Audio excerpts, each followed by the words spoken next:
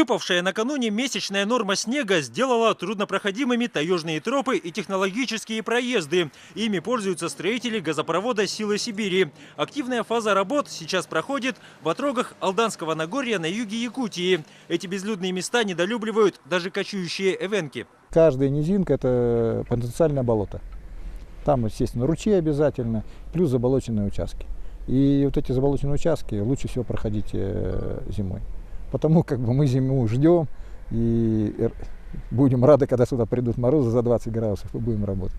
Но и в такую слякоть газовики уверенно двигаются вперед. В день удается проложить от 50 до 400 метров трубы. Такой разброс объясняется тем, что при любой погоде и самом сложном рельефе нужно строго соблюсти всю технологию. Сначала отрезки трубы сваривают в одну длинную 3-километровую плеть. Затем ее с помощью специальных кранов укладывают в траншею. Работа ювелирная. Главное не повредить соединение. Сваренную «Силу Сибири» очень медленно опускают в траншею на постель. Так на профессиональном языке называют специальную песчаную насыпь. Гусеницы трубоукладчиков то и дело проваливаются в заболоченный грунт. В этот момент важно, чтобы рядом стоящий напарник подхватил трубу. Одно неверное движение и может нарушиться целостность изоляции или даже шва. Вся работа идет, командная работа идет. Мы все идем командой. Уже знаем, кто какой подъехал. Тот подъезжает, третий, этот отъезжает. Уже знаем мы просто процесс работы, мы знаем, да.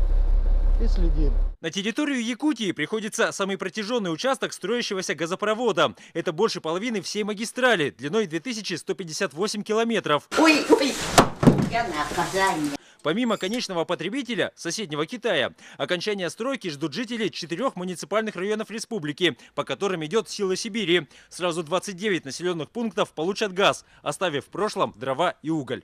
Это газопроводы, отводы будут построены от «Силы Сибири» и поставлены АГРС для снижения давления.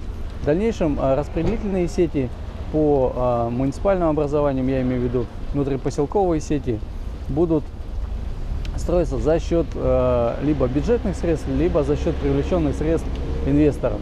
Один из самых крупных претендентов на газификацию – центр золотодобычи Якутии, город Алдан. Тысячи тонн каменного угля для котельных сюда везут железнодорожными составами из далекой Хакасии. Голубое топливо позволит перестроить не только коммунальное хозяйство, но и повысить надежность электрического снабжения. Для этого планируют построить даже новую ГРЭС. Те котельные, которые сегодня приспособлены на угле, их перестроить на газ будет невозможно. Все равно потребуется, новое строительство.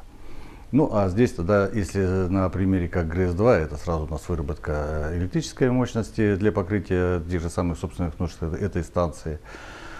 Ну и само тепло. И принципиально о том, о чем мечтает Алдан, это именно о том, что горячее водоснабжение, ЦГВС в летний период.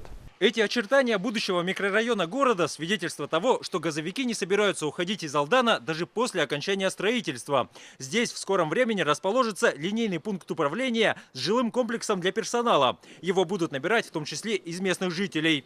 Впрочем, якутские предприятия уже задействованы на подрядах строителей. Рубят просеку, перевозят и хранят трубы. Завоз трубы, да, и вывоз трубы ежедневно. Не прекращается? Не прекращается.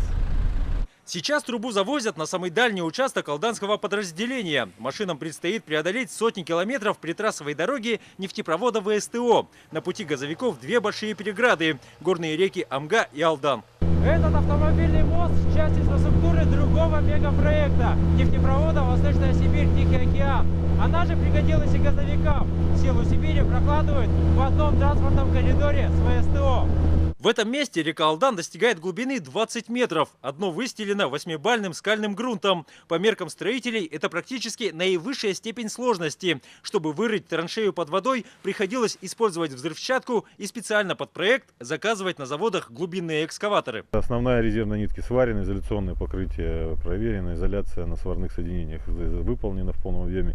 Сейчас ведется монтаж для балластирующих устройств, монтируются специальные маты на трубопровод для последующей потом подготовки ее утяжелителями укомплектовать для того, чтобы протаскивать трубу.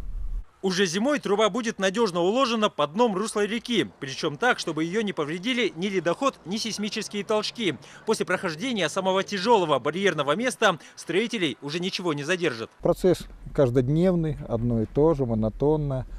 Так как бы труба от Чиндинского месторождения постепенно идет в сторону китайской границы. Строительство «Силы Сибири» идет по графику. Завершить укладку трубы на всем протяжении магистрали планируют к весне. Оставшееся время уйдет на отладку оборудования и заполнение газом. Первые 5 миллиардов кубометров голубого топлива потребитель получит в 2019 году, согласно международному контракту.